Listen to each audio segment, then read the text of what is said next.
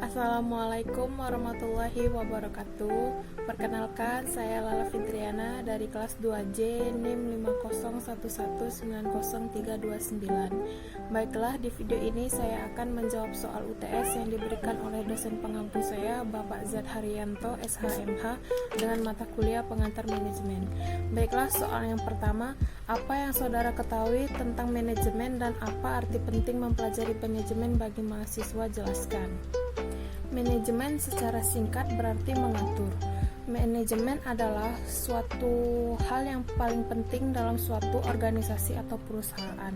Dalam suatu organisasi atau perusahaan akan berjalan dengan lancar jika manajemen di dalamnya berjalan dengan baik dan kondusif.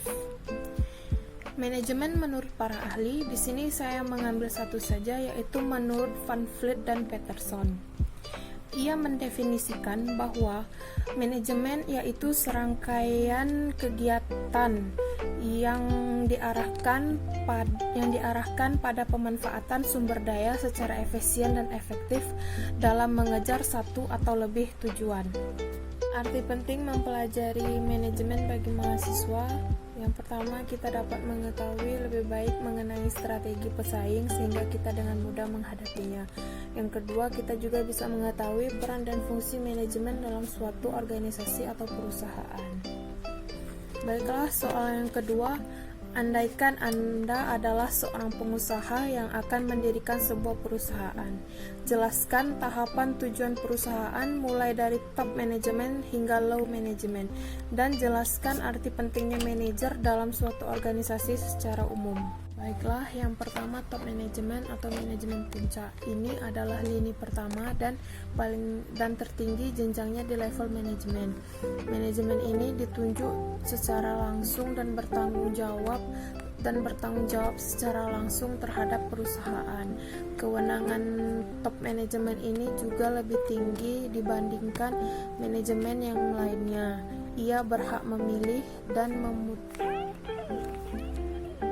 memberhentikan manajemen yang ada di bawahnya. Ini meliputi seperti CEO, dewan direksi, presiden direktur, dan direktur utama. Yang kedua, middle management, yaitu manajer yang terletak di dasar manajer di tingkatan atas.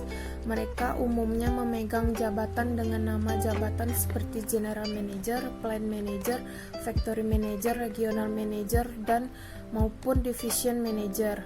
Manajer-manajer tingkatan ini bertanggung jawab untuk melaksanakan rencana serta kebijakan yang ditetapkan oleh top manajemen dan berperan sebagai penghubung antara top manajemen dan low manajemen.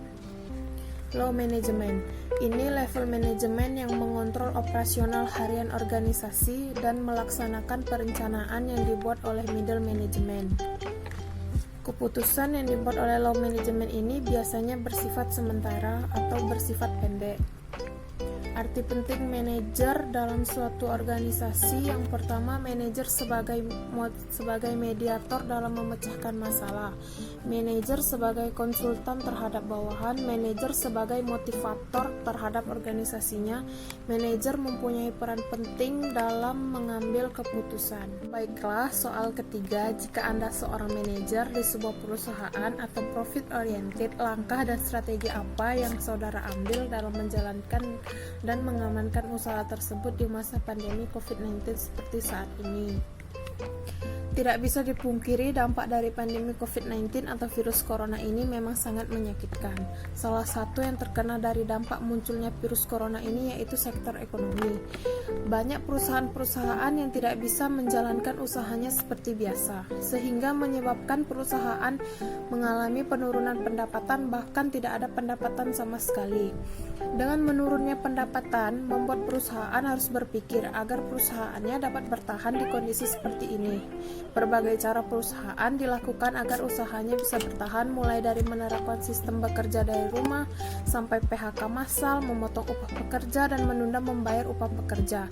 Cara-cara yang dilakukan itu sangat beresiko bagi perusahaan karena dapat melanggar ketentuan hukum yang ada. Sebaiknya, pelaku usaha harus tetap tenang saat menghadapi pandemi COVID-19 ini. sehingga pelaku usaha dapat mengambil langkah yang tepat. Selain menghadapi dengan tenang, pelaku usaha harus berpikir lagi lebih kreatif. Dengan begitu, pelaku usaha dapat mengambil keputusan untuk perusahaan dengan bijak. Langkah dan strategi yang diambil untuk menjalankan dan mengamankan usaha ini di masa pandemi COVID-19. Yang pertama, jujur dan transparan. Sebaiknya perusahaan bersikap jujur dan transparan kepada karyawannya terkait kondisi yang dialami. Dengan begitu, perusahaan dapat merundingkan langkah apa yang terbaik bagi karyawan dan perusahaannya. Kedua, menentukan strategis bisnis. Perusahaan perlu memikirkan strategi bisnisnya lagi. Jika dengan strategi bisnis yang sedang dijalankan perusahaan masih dapat berjalan, maka sebaiknya dipertahankan. Namun jika tidak dapat bertahan, perusahaan dapat melakukan pivot atau core business. Pivot sendiri memiliki arti mencari model bisnis yang lain, namun tetap berada di visi yang sama dengan perusahaan. Bisa juga perusahaan menjalani keduanya dengan bersama-sama. Yang ketiga, mengarahkan karyawan dengan sesuai kebutuhan saat ini.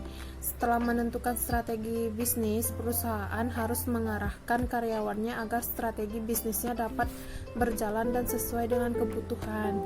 Yang keempat, untuk status kontrak, jika berakhir tidak perlu diperpanjang. Jika perusahaan yang memiliki karyawan yang status kontraknya akan berakhir, sebaiknya menunda perpanjangan terlebih dahulu. Jika dirasa karyawan bekerja dengan baik dan perusahaan tidak ingin melepaskan karyawan tersebut, maka solusinya dijadikan sebagai mitra atau distributor atau reseller. Yang kelima, jika cash flow berdarah, maka lakukan negosiasi dengan karyawan melalui bipartite. Perusahaan yang mengalami cash flow yang menyulitkan, maka perusahaan dapat melakukan negosiasi dengan karyawan melalui bipartite. Bipartite adalah perundingan antara pekerja atau serikat pekerja dengan perusahaan untuk menyelesaikan hubungan industri. Sekian video UTS dari saya, semoga bermanfaat. Saya akhiri, wassalamualaikum warahmatullahi wabarakatuh.